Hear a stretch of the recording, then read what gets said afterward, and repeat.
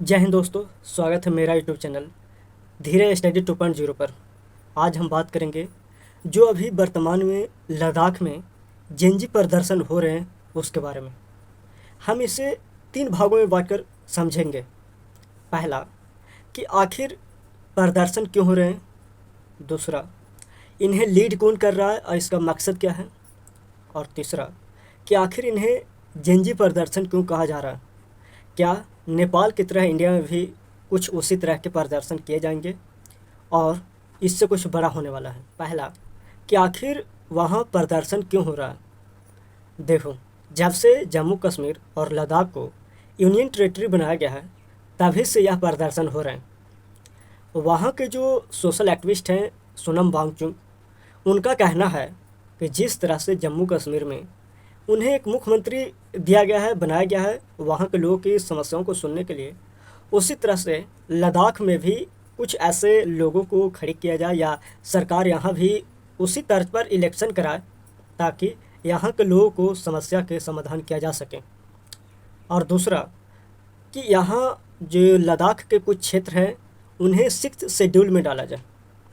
अब 6th schedule क्या है, तो देखो हमारे कॉन्स्टिट्यूशन में 6th शेड्यूल का वर्णन किया गया है जिनमें कहा गया है कि किसी ऐसे राज्य में या यूनियन टेरेटरी में कुछ ऐसे क्षेत्र होंगे जो जनजाति हो गया या अल्पसंख्यक समुदाय हो गया या जो चीज़ विलुप्त होने वाली है, उन क्षेत्रों को 6th शेड्यूल में डाला जाता है।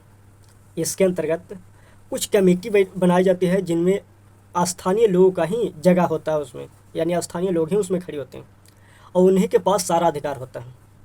इससे सरकार को बहुत ज़्यादा प्रॉब्लम होता है। मान लो कि वहाँ कोई मिनरल निकल गया उस क्षेत्र में, तो यदि आपको मिनरल निकालना है तो उससे के लिए आपको वहाँ के जो प्रतिनिधि होंगे उससे परमिशन लेना होगा, जो कि बहुत ज़्यादा कठिन है।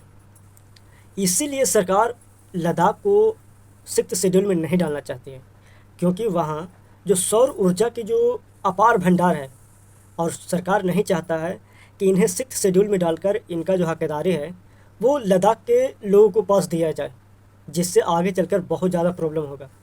जहाँ जहाँ भी वैसे समुदाय होंगे जो अल्पसंख्यक है या जनजातीय क्षेत्र हैं, मुख्य रूप से जनजाति को ही इस शेड्यूल में डाला जाता है, तो उससे आगे चलकर बहुत ज़्यादा प्रॉब्लम होगी और इससे सरकार को बहुत ज़्यादा घाटा होगा। इसीलिए सरकार नहीं चाहती है कि कभी भी हम लद्दाख को 6th शेड्यूल में डालें। तीसरा कारण है कि आखिर इसे जेनजी प्रदर्शन क्यों कहा जा रहा है। तो देखो, सोनम वांगचुक एक हिंसात्मक आदमी नहीं है, वो कभी भी हिंसा का प्रयोग नहीं करते हैं।